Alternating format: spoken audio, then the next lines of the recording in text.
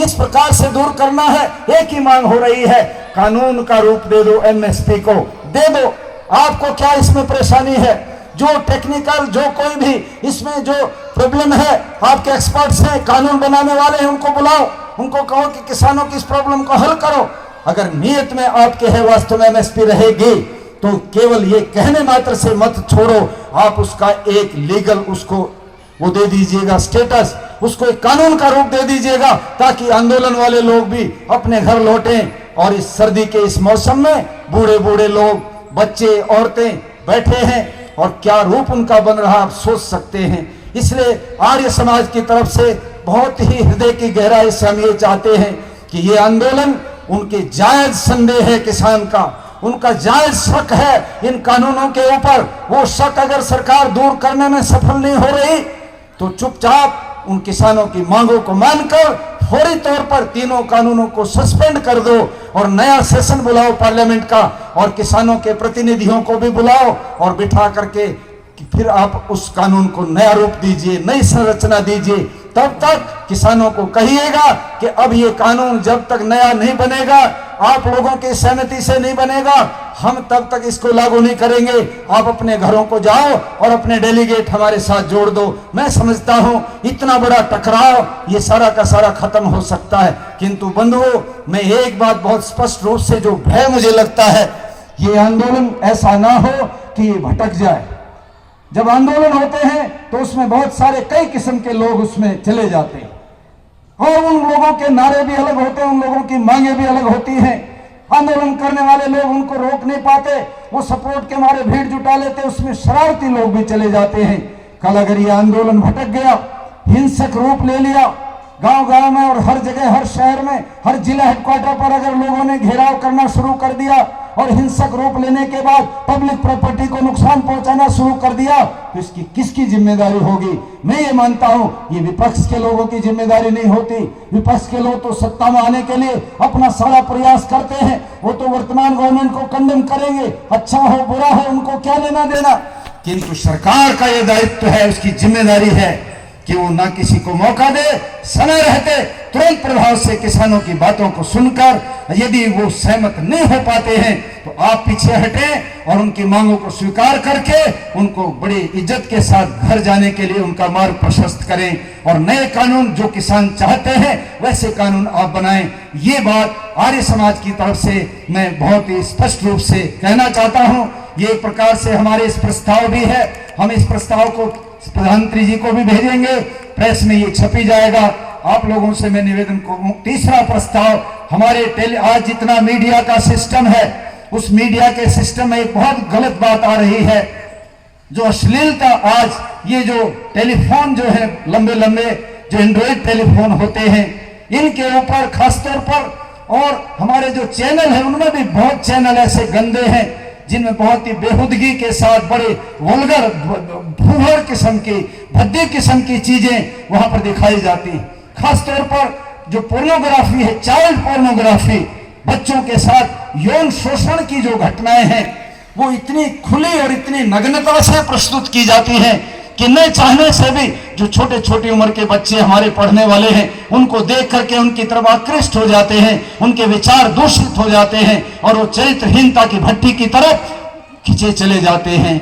इसलिए हम चाहते हैं कि भारत के अंदर ये जो गूगल नाम का जो एक सॉफ्टवेयर चल रहा है, इस गूगल को एक तरह से चैलेंज करे हमारी सरकार और कहे कि गूगल के ऊपर कोई भी अश्लील प्रोग्राम अगर आएगा तो हम आपके खिलाफ मुकदमा डाल देंगे। आप हमारे देश के नौजवानों को, हमारे बच्चों को बर्बाद करना चाहते हो, उनको चरित्रहीन बनाना चाहते हो, ये चीजें हमको नहीं देखने। क्यों नहीं हम मांग उठा सकते? जब चीन की सरकार गूगल को रिजेक्ट करके एक नया सॉफ्टवेयर पैदा कर सकती है जिसका नाम है फ्रूगल वो बना सकते हैं, तो हम गूगल क्यों नहीं बना सकते हैं? हम अपना एक अलग से सॉफ्टवेयर बनाएं जिसमें अच्छे चरित्र की, देशभक्ति की, माता पिता की सेवा की ऐसी चीजें प्रस्तुत करें जिससे लोगों का जीवन बने। आज एक बहुत बड़ी दुष्वृत्ति मैं प्राय देख रहा हूं लोगों में बढ़ती जा रही है। हम अपने बुजुर्गों के प्रति सम्मान को खत्म करते जा रहे हैं। दो घटनाएं अभी पिछले दिनों में मैंने देखी। हिसार की एक महिला को बहुत बुरी तरह से उसकी पुत्र वधू ने पीट पीट करके जूतों से पीटा, उसके झोले में उसके कपड़े पुराने भर करके उसको घर से बाहर धकेल के फेंक दिया सड़क के ऊपर। तो सोशल मीडिया का किसी ने उसका फोटो ले लिया और उसने उसको डाल दिया। तुरंत जो वायरल हुआ तो पुलिस के भी कान खड़े हुए और पुलिस ने जाकर के उस पुत्र वधू को गिरफ्तार जब करने लगे, तब वो कहती है कि तुम कौन होते हो, मेरी सास है, मैं तो उसको पीटूं या कुछ भी करूं, तुम्हारा क्या मतलब। परंतु उन लोगों ने उसको गिरफ्तार किया और उसके ऊपर जो भी कार्रवाई हो रही होगी उसके ऊपर। दूसरा सोनीपत जिले का केस आया, एक पुत्र वधू ने उबलता हुआ खोलता हुआ पानी वो लेकर के अपनी सास के सिर के ऊपर डाल दिया, सारे शरीर के ऊपर छाले पड़ गए, फफोले पड़ गए, उसको पीजीआई में रेफर करना पड़ा और उसके बाद वो केस बना। आज ये क्या हो रहा है, आज ये चीजें क्यों हो रही? बुजुर्गों के प्रति ये जो रूखापन है, ये जो उपेक्षा वृत्ति है, ये हमें बहुत गलत दिशा में ले जा रही है और इसी के कारण से आज का नौजवान स्वच्छंद हो गया।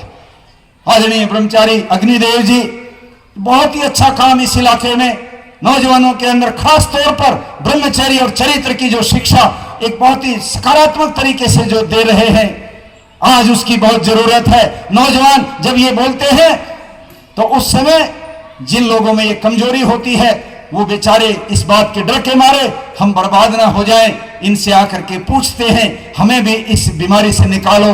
आचार्य जी हमको भी आप प्रेरित करो। आज नौजवानों को चरित्र की तरफ लाने की जरूरत है, किंतु वो भटक रहे हैं और उसका ही परिणाम है कि माता पिता से वो दूर हो गए हैं। दूर होकर के ये सारी गंदी आदतें वो सीखते हैं। इसलिए अपने बुजुर्गों के प्रति हमें अपना भाव बनाना चाहिए। एक बात कह के वाणी को विराम दूंगा और वो आप और सब लोग प्रचारक बने उस बात के। हम साथियों ने सभी ने कहा कि कोरोना संक्रमण में सारी गतिविधियां बंद हो गई। निस्संदेह प्रारंभ में जो लॉकडाउन लगा था उस समय हमारे देश के धर्मस्थल सब बंद हो गए, मंदिर मस्जिद गुरुद्वारे सब के सब बंद कर दिए गए। उस समय जितने ज्योतिष की दुकानें थी सारी बंद हो गई। उस समय जो बीज मंत्र देने वाले बाबा लोग थे वो भी चुप बैठ गए। उन्होंने भी ये दावा करना छोड़ दिया कि बीज मंत्र से कितना ही खतरनाक रोग हो, हम एक बार 4 अक्षर का बीज मंत्र देंगे और 4th डिग्री की जो कैंसर है वो भी ठीक हो जाती है। वो सारे बीज मंत्र वाले बाबा भी चुप हो गए। हमने उस समय अपने तरीके से मीडिया के माध्यम से पूछा, कुमार स्वामी जी आप तो अमेरिका के सीनेट में जाकर के भी बड़ा प्रशस्ति प्राप्त करते हो, आपको तो देश के प्रधानमंत्री, सारे प्रदेशों के राज्यपाल और मुख्यमंत्री आपको शाल उठाकर सम्मानित करते हैं और वो कहते हैं भारत की संस्कृति की धरोहर है कुमार स्वामी, जो एक बीज मंत्र से बड़े रोग को खत्म कर देते हैं, दुख निवारण समिति बना रखी है, सारे दुखों को मिटा देते हैं। मैं आपसे निवेदन करता हूं महाराज, ये कोरोना नामक जो महामारी पूरी दुनिया में इस समय छा गई है, आज आपके बीज मंत्र की जरूरत है।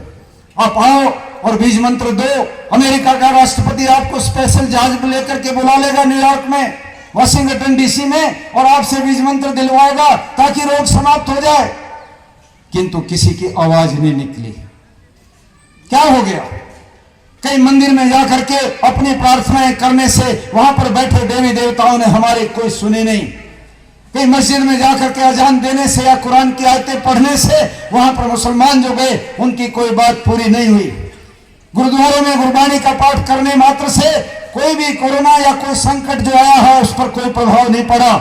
और जब ज्योतिषी जी से पूछा आप बताओ कितने दिन का और रह गया है इस कोरोना का दौर, वो कहते हैं ये तो अनिश्चित है, कुछ नहीं पता ये कब तक रहेगा। वो भी उनकी पोथी भी बंद हो गई। और यहां मैं कहना चाहता हूं सारे आर्यों के लिए, हमें यह गर्व है वैदिक संस्कृति के 3 स्तंभ पूरी दुनिया के अंदर कोरोना के प्रारंभ से लेकर आज तक उतने ही ज्यादा सब सरकारों की तरफ से उनको मान्यताएं मिली, जिनमें 2 को तो विशेष मिली किंतु 1 को बहुत अधिक मिली। और वो 3 स्तंभ हैं यज्ञ, योग और आयुर्वेद। पूरी दुनिया के अंदर यूनाइटेड नेशंस तक ने ये कहा कि इस कोरोना में जब आदमी डिप्रेशन में जाता है, जब घबरा जाता है कि मुझे कोरोना हो गया, जीवन बचेगा कि नहीं बचेगा, उस समय उसको योग करना चाहिए। और योग केवल प्राणायाम नहीं, केवल आसन नहीं, बल्कि मन को मजबूत करने के लिए मेडिटेशन करना चाहिए, ध्यान लगाना चाहिए, ईश्वर को समर्पित होकर के कोरोना से लड़ने की शक्ति मांगनी चाहिए। ये दुनिया के लोगों ने योग को स्वीकार किया। आयुर्वेद को हम लोग तो बहुत कमजोर हैं, हमारे लोगों की आत्मा और आत्म स्वाभिमान बहुत कमजोर है। 2000 आयुर्वेद के डॉक्टरों ने केंद्र के आयुष मंत्रालय को लिख करके दिया कि आप हमें दे दीजिएगा, कोरोना की दवाई हम तैयार करके देंगे, और चैलेंज से कहते हैं कि जो और किसी रोग से प्रभावित व्यक्ति मर जाए तो मर जाए, सामान्य व्यक्ति को हम कोरोना से नहीं मरने देंगे। ऐसे हर्बल, ऐसे आयुर्वेद के बहुत सारे प्रकल्प हमारे पास हैं, वो हम बना के देश को सप्लाई करेंगे, आप हमको ये काम दीजिए। किंतु उनकी बात को स्वीकार नहीं किया और यही कहते रहने कि लैब में वैक्सीन बन रही है, उससे आने से पहले हम नहीं दे सकते। किंतु मैं कहना चाहता हूं, मेरे पास वो एक वीडियो है जो चीन के अंदर एक बहुत बड़ी फार्मेसी, जहां चीन की ट्रेडिशनल मेडिसिन की फार्मेसी है, परंपरागत जो औषधियां हैं चीन की, जो आयुर्वेद की हैं, चीनी भाषा में उन दवाइयों के जितने नाम हैं, जब डिक्शनरी से हमने उनको ट्रांसलेट करके देखा तो वो हमारे आयुर्वेद के अंदर वही हल्दी, वही दालचीनी, वही काली मिर्च, वही लौंग, वही गिलोय, ये तमाम सारी जितनी चीजें जो आज हमारी रसोई के अंदर भी धरी रहती हैं, उन सब चीजों को मिलाकर मिक्सचर बनाकर चीन के अंदर सारे देश में करोड़ों करोड़ों पाउच चीन की गवर्नमेंट ने बांटे और लोगों को कहा कि इनका काढ़ा पियो और इनसे तुम वो जो है क्वाथ जलाकर उबालकर उसकी भाप लो, तुम्हें कोई कोरोना नाम की चीज नहीं होगी। और आपने देखा होगा जहां चीन के वुहान शहर से ये रोग चला, आज वो वुहान शहर 1 करोड़ की आबादी का शहर है, वो भी मुक्त, और पूरे चीन में कहीं भी कोई कोरोना नाम की चीज दिखाई नहीं दे रही। आयुर्वेद, योग और यज्ञ, भारत के अंदर जितने आर्य समाज के भवन थे, मंदिर थे, वहां पर यज्ञ नियमित चला, कोई सरकार उसको रोक नहीं पाई, क्योंकि यज्ञ भी एक वैज्ञानिक प्रक्रिया का रूप है। उसमें डाली जाने वाली आहुतियां, चाहे वो सामग्री में औषधियां हैं, चाहे शुद्ध घी है, जब वो हम डालते हैं और आग में वो चीजें मिलती हैं, तो आग उन पदार्थों को सूक्ष्म बनाकर वायुमंडल में भेज देती है, और इस वायुमंडल में जाने से उस शुद्ध घी के अंदर से जो गाय का घी है उससे निकलने वाली फॉर्मल्डिहाइड गैस और दूसरी जो गैसें जो हमारे लिए स्वास्थ्यवर्धक हैं, वो इस प्रदूषण को खत्म करके एक नया वातावरण बना देती हैं। इसलिए यज्ञ भी भारत के अंदर स्वीकार हुआ और योग भी स्वीकार हुआ और आयुर्वेद भी स्वीकार हुआ। इसलिए वैदिक संस्कृति के ये स्तंभ आज पूरी दुनिया में छाए हुए हैं। हम लोग निराश मत हो, देर सवेर आएगा तो वेद का ही जो प्रभाव है, वैदिक मान्यताओं का ही नए सिरे से एक बार आधिपत्य संसार के ऊपर होना है। कोई विकल्प उसका नहीं है, सब रास्ते लोगों ने देख लिए और वहां पर निराशा के सिवाय कुछ नहीं होती। आज धर्म के नाम पर जो लोग आडंबर करते थे, हमारे हरियाणा के भी थे 2-4 लोग, आज वो कहां हैं? जेल की शोभा बढ़ा रहे हैं, कोई बगीचे लगा रहा है, बागवानी कर रहा है, तो कोई कुछ और कर रहा है। 20-20 साल और उससे भी ज्यादा जीवन का आखिरी श्वास जेल में